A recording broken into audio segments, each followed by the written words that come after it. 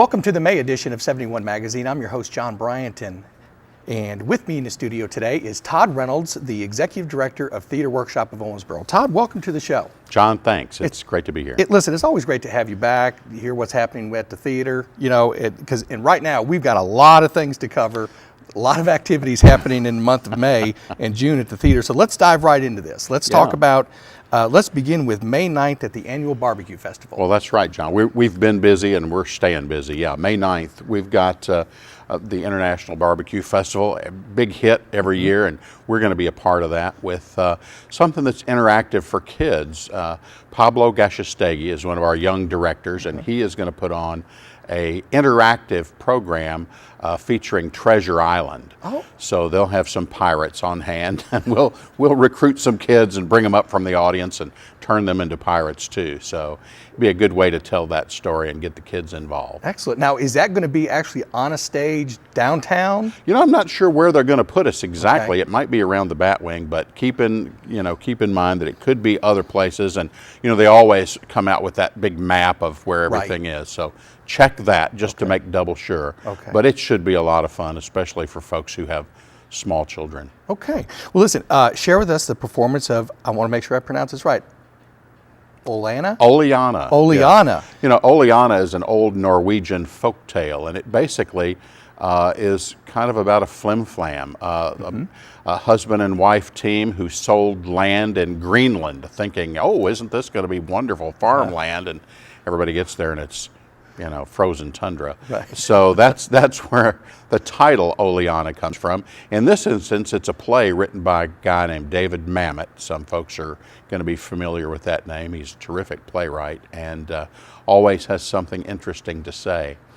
And TWO is presenting it, but we're not putting it on. The person who is actually directing and starring in this is a friend of mine named Harry Anderson. Now, you may remember Harry from a TV show called Night Court. Right.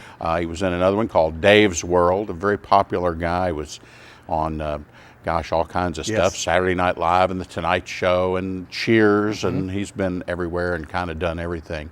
Also well known as a magician. Right. And so he's a neat fellow, and he has agreed to come in and put this show on for us. Well, so. This is sort of because I did a little research on this show. Is it just a two-person show? It is. It's a two-person show. Harry is bringing an actress in from LA to perform with him. Yeah. Liberty Larson is her name, and she's a talented young lady, an actress, also a magician. And Harry has known her since she was a wee little girl. Oh, my land. And so isn't it fun? And he knows her family, and so he's put the call out, and he's bringing her in. And they're going to get here early in the week and spend a couple of days rehearsing here. And then Wednesday night, we'll have a dinner performance. That will be catered by the Miller House. Oh, good. And I've seen the menu. It's going to be fabulous. And then on Thursday, Friday, and Saturday nights, we'll bring the risers back out, set up our regular seating, and have 3 other performances. So Wednesday through Saturday, you should be able to get a ticket if you call early now. Now, what are the dates? Well, May 27th is I think the dinner theater, 28th, 29th, 30th. So right that last week in May. Okay. So now Harry Anderson, I know Night Court was what I watched all the time. Yeah, me too. And one of my favorites. he always tried to do a little magic on that. He did. Incorporate that a little bit. Is he, I guess, as witty and funny in person as he was on the screen? Yeah, more so, I think. Very cerebral fellow, a lot of smarts up there, and quick, awfully quick-witted. Well, I know you've become friends with him, and it seems to me he's been here several times. Well, we met at the Mystery Writers Festival, and did some stuff there, and struck up a friendship then, and have just kept in touch over the years. And this past February, I got him to come into town and do a program with the symphony with us, and so that was a lot of fun. The Two Brothers thing about the Civil War, and we had a big time then. And when I got the job at Theatre Workshop, I had taken him around to see the theater, and so when I got the job, I called him on the phone and said, "Harry, you remember that little theater that I showed?" "Yeah." I said, "Well, I'm the new executive director." "Oh, congratulations." And I said, "So naturally, the first thing I asked is, what can Harry Anderson do for me? And so he laughed and said, well, what can I do for you? So this is it. He's coming in to do a show, and it's going to be fun. I think he probably kind of likes Owensboro a little bit. You know, he's sort of adopting it as a home away from home. Yeah, That's I great. think so. That's excellent. Well, listen, I think that's something great to look forward to, really. Okay, May 29th and 30th, something new. Not Voices of Elmwood, but Echoes of Elmwood. It might be new to some folks, but it's not new to everybody because this is the third year that they've done that. New to me. Echoes of Elmwood. Now, Voices of Elmwood, folks know, and that's the Museum of Science and History, and we're partnering with them along with the Davis County Public Library.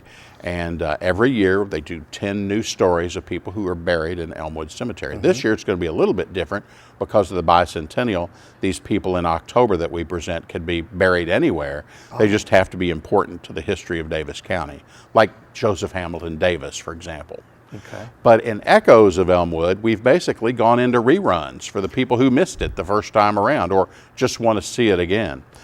We had a lot of folks say, oh, I love Elmwood, but we missed the first 4 years or whatever, didn't know about it. Are you talking about me, Todd? That's you. So That's me. So we started over again and we put it into reruns. And Excellent. 2 years ago, we redid the stories from the entire first year. Well, this May 29th and 30th, we'll be redoing the stories from the third year, 2010, were when they were originally done.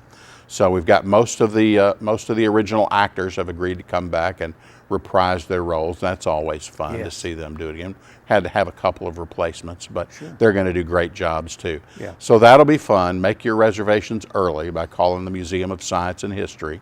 And I'm sure information will be on their website if it's not already. Okay. And it's a hoot. Now, in Voices, we take wagon rides. For Echoes, it's all under a tent.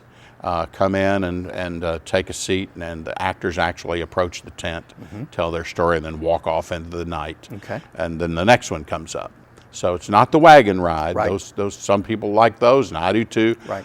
Some people don't like them. They can be uncomfortable. So the tent is a lot more comfortable, I think, than the wagon. And Excellent. Well, I'll tell you what, you can count on me being there because I went to Voices of Elmwood for the first time last year with some friends. We had the most wonderful time. It literally was something that I think everyone in Owensboro should try. Really, I do. It's a terrific event, and I think it's the best way to learn local history. It is. Certainly. It is. And people, I think, would be very surprised how much local history we have here that is not only serious but funny. Oh yeah. You know, so you guys do a great job of putting that up. Thank you. Well, let me ask you. You know, obviously with the theater, do you all offer acting classes at all? You know, we want to put the workshop back in Theatre Workshop, and to do that, we are offering several things. I know some of the things that are in the work are a stage combat workshop for like middle school and high school students. We've got a workshop coming up that Rebecca Wright is going to offer. She's in the graduate program at Texas Tech for playwriting, and so she's a kind of an expert on Shakespeare and Shakespearean theater, and she's going to come in and do a workshop in June on Shakespearean acting. Later in the summer, we intend to actually put on a production of Twelfth Night, and that will be done down on the riverfront. Oh, so how cool. Folks who want to audition for that would behoove them to come to the workshop and kind of get a leg up on it. Right. Well, listen, I really hope that the theater takes advantage of I guess they call it the bat wing down there. Yeah. You know, as far as a stage to do some outdoor things. I think that's something that we're lacking here in Owensboro as far as an entertainment. Well, that's certainly in the intent. We want Excellent. to fill that place up with theater too. So, Excellent. Yeah. Okay, well, next up is summer shorts in June.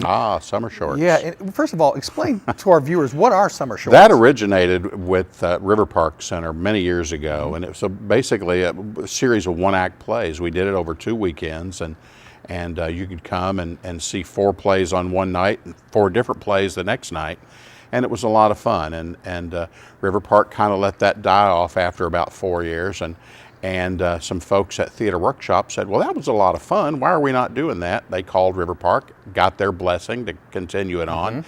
And so they've picked the ball back up and run off with it. And this year, Summer Shorts is going to be a little bit different in that they're not going to be plays that you could call up dramatists or Samuel French and say, hey, I want, a copy of Death Knocks by Woody Allen or whatever. These are all original plays. We sent out the word across the United States that we want original plays that are not published. Perhaps they've been presented somewhere before, but they've never been published, and we want to stage them here. And so we've gotten over 300 replies, John. Oh, my land. And we've had to read through all those plays. I say had to, privileged to do it in most instances. There were a couple stinkers, I will admit, but we've gotten some terrific submissions, and it's really been a process to go through those and narrow them down to the very best ones, the ones that fit together the best. And so that's what we'll do. We'll offer those in June on 2 consecutive weekends that a person can buy. You can buy a ticket for both weekends and see. You're not seeing the same play over again on the second weekend. So it's going to be a lot of fun. Excellent. That is going to be the weekends of June 12th, 13th, and 14th. Okay. And 19th, 20th, and 21st. Excellent. So you can call the theater, 683-5333, to get tickets to see those wonderful one-act plays. Excellent. Well, listen, let me ask you, let's get off script a little bit here and just ask you a little something about those. When a play has not been ever performed, if you put them on stage, is there some notoriety that comes from that? Or Absolutely, yeah. In fact, we're later next year we're going to premiere, it'll be a world premiere of a new play about Elizabeth Keckley, who was Mary Todd Lincoln's dressmaker. And so, yes, if that play someday gets published in Samuel French or whatever, on one of the first pages it'll say this play was premiered at Theatre Workshop of Owensboro, and the date and who was involved. And yeah, there's a lot of notoriety that goes along with that, and it's a pretty neat thing. That's excellent. That's excellent. Okay, couple of children productions coming up in June. You guys really are busy. We are busy. Well, we got a lot of folks who like to do things, and we like to keep them busy. As far as the children shows, we've got several things coming up. First of all, I'll tell you about the little kids. This is for K through 6. That would be a production of Pinocchio. Everybody knows Pinocchio, and so that's what that is. It's going to audition, actually. It's already auditioned in late April, but it is going to perform that same weekend as the first weekend of Summer Shorts, June 12th, 13th, and 14th. Summer Shorts will be at Trinity. These children's plays will be at the Empress on Frederick Street. So excellent. We got 2 buildings. We might as well keep them both busy, right? Yeah. Then the second children's performance is for middle school through high school ages, and that one's called The Yellow Boat, and that is a bit more poignant. Here's another Norwegian folktale, The Yellow Boat. There were 3 little boats, a blue boat, a red boat, and a yellow boat, and they all sailed out to sea, and they sailed really far out, but the blue boat turned around and came back to port. The yellow boat turned around and came back to port, or the red, and the yellow boat kept on going, and it kept going to sea, and finally, eventually went up to the sun and was taken that way. The Yellow Boat is about a young man who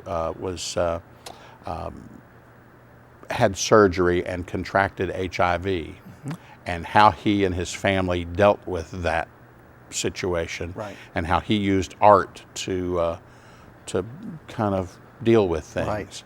So it's got some funny parts. Doesn't sound like it could possibly be funny, but life can do that. And so it's one of those kind of things where you get on the roller coaster and take a ride. It's going to make you laugh. It'll make you cry, and it's a play that you will never forget. So it will be very meaningful to that age group, junior high, high school. And I know, Todd, a lot of the kids that have been involved in these things in the younger, whether it's kindergarten, all the way up to the high school, a lot of these folks still continue on. Absolutely. Absolutely. I can't tell you how many kids I worked with at Theatre Workshop back in the old days who are in New York and LA now and acting for money. Isn't that cool? That's a new concept. As far as Yellow Boat, that auditions in May. Auditions are May 9th and 11th. Check our website, theatreworkshop.org, for dates and times. But that one is wide open, and we're looking for good folks to put that on. So it'll be a great show. There's another high school show that's in the works. We don't have all the details nailed down, but that's going to be Schoolhouse Rock, and everybody knows that absolutely. and loves it. So we're looking for some dynamic high school performers who can sing and dance and tell a good story. Oh, wow. I'll tell you, Todd, you got so much going on down there. Well, It's great. We do. It yeah. is. It's really a fun good. place to be. Yeah. One more time, how can people get tickets? Well, the best way is to call the theater and talk to Mike Quigg. He's such a personable fellow and very friendly and helpful. 270-683-5333. You can also get tickets online at our website, theatreworkshop.org, or you can go to our Facebook page, and there's a link there too that you can click on and get tickets through that. Excellent. Well, Todd, best of luck to you, and it sounds like you got a busy summer, so we'll try to catch up with you a little bit later. Thanks.